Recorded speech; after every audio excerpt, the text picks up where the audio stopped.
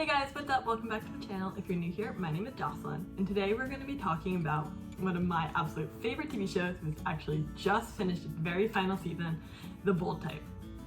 When I heard The Bold Type was doing its very final season this year, initially I was really sad because I've been watching the show for 4 years and absolutely love it, have fallen in love with all of the characters, and I didn't want that to end. Ultimately though, I think it ended up being really great that it ended when it did, because the show managed to wrap up completely and it never let me down. Like, you know how some shows, as you get into the latter half of the seasons, they just end up sucking and then you stop watching it and you hate it because all these shows that you fell in love with, you're no longer enjoying anymore. The Bold Type definitely didn't do that, and so that's a big win. I do though want to talk about season 5 as a whole and just kind of give it a review because I love the show and I want to talk about it, so here we are. I don't know if I said this, but in case I haven't, make sure you like the video and subscribe to my channel for more videos in the future. This really helps the algorithm. Leave a little comment. Thank you. And now we shall get into it. I'm just putting out a warning there that from here on out, there will be spoilers for the final season of The Bold Type, and as a result of that, all the seasons leading up to it. So if you haven't watched it yet, I highly recommend you pause the video right here, finish the season, and then come back. Starting off from the beginning, going into this season, Kat had hooked up with Ava, the super Republican, donor lobbyist woman. And now, I really hated that she did this to begin with because I feel like it really did go against a lot of her values that we've been building up for the past 4 seasons, and so I had been really mad about that. But I think right away in the very first episode, the show actually handled that really well and had Kat come to terms with the fact that she didn't feel good about dating or hooking up with someone that had views so opposite to what she believed in. And I think this held really true to Kat's character, and it made a lot of sense because even though for some people it might be fine to agree to disagree, Kat's character has never been like that at all. And so I'm really glad that they figured that out and made it actually make sense instead of kind of watering down Kat's character almost. For Kat's character, in the very beginning, she was super passionate about what she believed in, but she was still kind of lost as to what those beliefs were and into who she was as a person. And I think you've seen a lot of growth from her over the seasons of her being able to stand up for what she believes in and take a stand and feel more confident in herself. And I think in this final season for Kat, they really allowed her to not only just be confident in what she believed in, but also be confident in who she was and what she wanted to do with her life moving forward. Obviously, at the very end of the show, they ended up making her the new editor-in-chief of Scarlet, which is really cool. But setting that aside, I do think everything leading up to that point really did show Kat's emphasis on beginning to commit. And that is ultimately what led her to be able to partner up with Adina, and I was so happy about that. I have loved Kat and Adina together from the very first episode they've been together. I think it was season 1, honestly. And I'm so glad that they ended up together in the end. I would have been so crushed if they ended up deciding that they're better off as friends, because they're just not. We know they belong together, we've known it, and so the fact that they did, huge. I think her being editor-in-chief is obviously really unrealistic in the real world. I highly doubt the board would have approved it. She got fired from her social media job and then became a bartender. It's just not realistic. But I did really like it for her character. I do think ultimately it really made sense for her to go in that direction long term. Do I think it would have happened that quick? No, but I think for the purpose of wrapping up the show, I liked it. I think she deserved it. And I was really happy with Kat's character arc throughout the entire show. The next person I'm going to talk about is Sutton. I do think that it makes sense to just talk about all 3 of these characters and their development in the last season separately, because honestly, they basically had 3 completely different tracks that they helped each other on, but their actual plots really didn't interweave pretty much at all. Sutton started off this season separated from Richard and taking space, and then all of a sudden, right away, Richard was like, I want a divorce. Now, I understand that not having kids is a huge deal, and that is something they probably should have talked about before marriage and made sure that they agreed upon before getting married. However, since they didn't, I do think it was kind of hastily done to just have Richard be like, that's it, I want a divorce, like we're not going to talk about this anymore, like done. For the strengths of the Sutton-Richard relationship, it didn't make sense to end like that, and I was kind of annoyed by it for the first like half of the season. Like, ultimately, I'm not saying they shouldn't have gone down that path, but I do think it was really, really hasty and really out of character for Richard to not really sit down and talk things through, boom, boom, boom. When Sutton and Richard ended up getting back together and hooking up, I really, really do think that made sense for them and kind of pulled it back together. However, I'm not sure that I ultimately agree on the fact that they decided to get back together and not get divorced. Richard really wanted kids. If it was something he felt this strongly about to leave Sutton right away in the beginning, I just truly, truly don't see how his mind changed on that. Like, he felt so strongly about it that he left her immediately, divorced her immediately, and filed for an adoption immediately. And I think if it's something that he was gonna go that strongly for, he wouldn't have stopped that even for Sutton. Like, maybe they would have come to an agreement where he could have raised the kid and Sutton wouldn't be responsible for that situation. I don't know. But I absolutely do not think they should have gotten back together and Richard should have given up having a child. I don't think it made sense. That being said, I love Sutton and Richard together, so win some, lose some. The rest of Sutton's character arc, with struggling with alcoholism and relating it back to her mom and then her therapy journey, I thought was really interesting and really brought kind of a more serious layer to Sutton's character than I think we saw a lot. And I know we touched on it in season 5 with her like family background and all of that and started getting into that.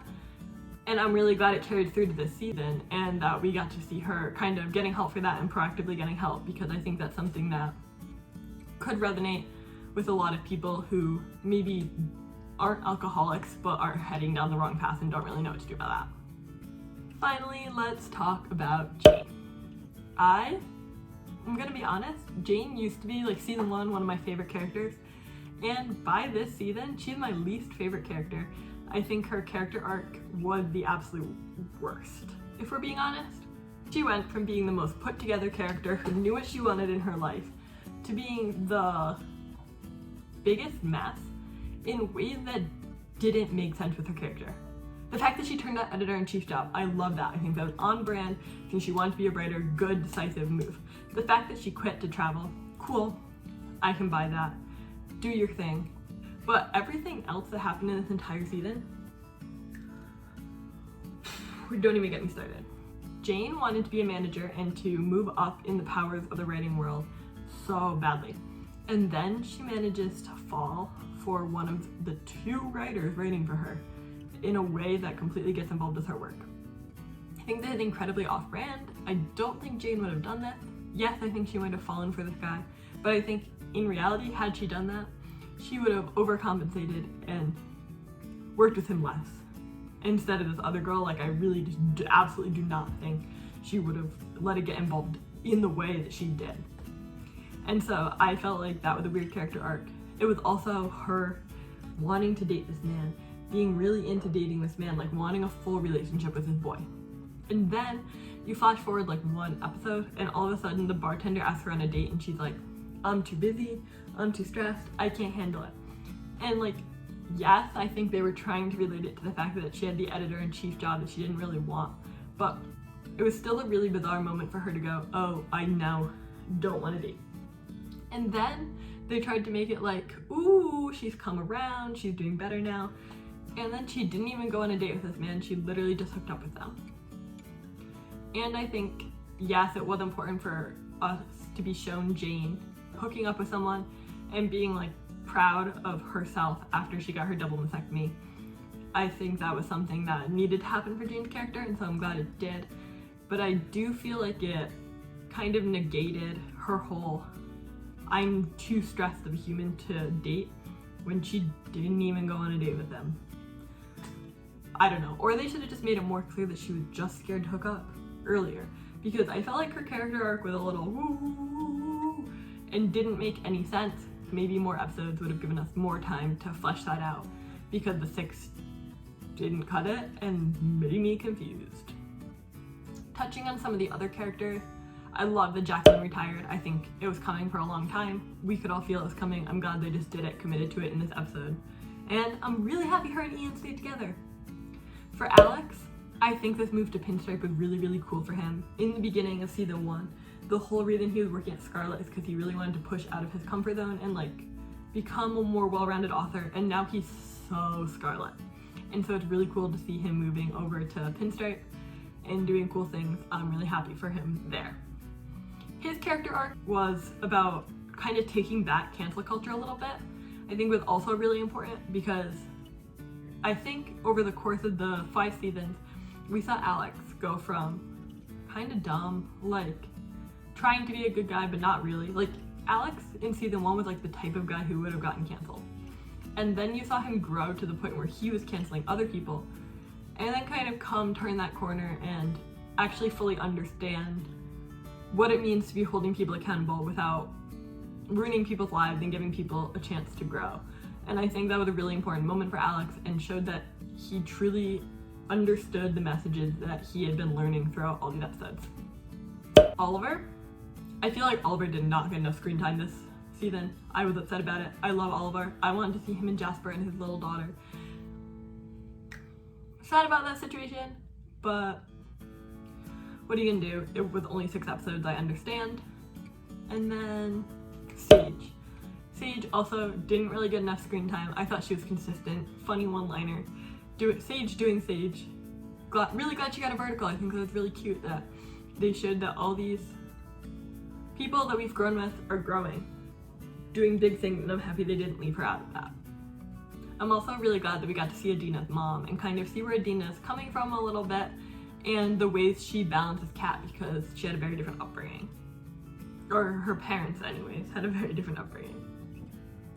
I personally deeply love Adina. She's one of my favorite characters. And I'm really happy she was a little more central to this plot, and at least Kat's plot, than she was for some of those middle seasons in there, because I would be remiss if I didn't take some time to talk about the kind of hard topic that the Bold Type decided to talk about this season. I think one of the really cool things about the show is that it really didn't shy away from political and current events, and this made its characters so much more like relatable, and honestly it like made the show more grounded in real life than I think a lot of other shows of this kind of fun, comedy-esque nature really do. Obviously in this season they talked about incarcerated people and the fact that they can't get jobs. I loved the way they went about this with it being Kat's friend, so it was something personal. It was something to really draw back on Kat, and it did a really good job of helping even audience members understand that it sucks for formerly incarcerated people to not be able to get jobs, like especially in cases where it was a non-violent crime that they almost didn't have any choice to do in the moment. Obviously people have choices, whatever.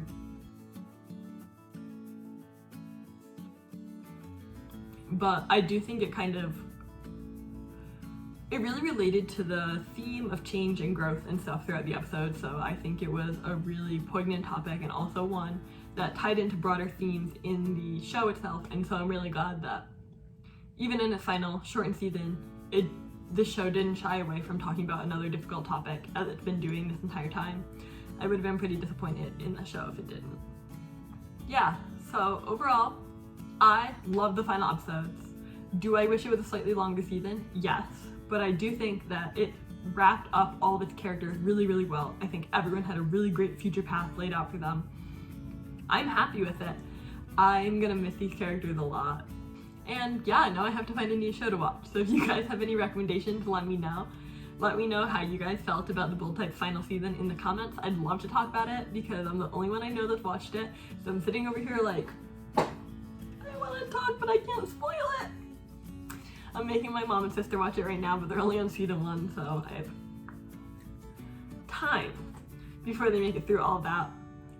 So yeah, I'm really happy. I love all these characters. Cannot express enough how happy I am Kat and Adina ended up together.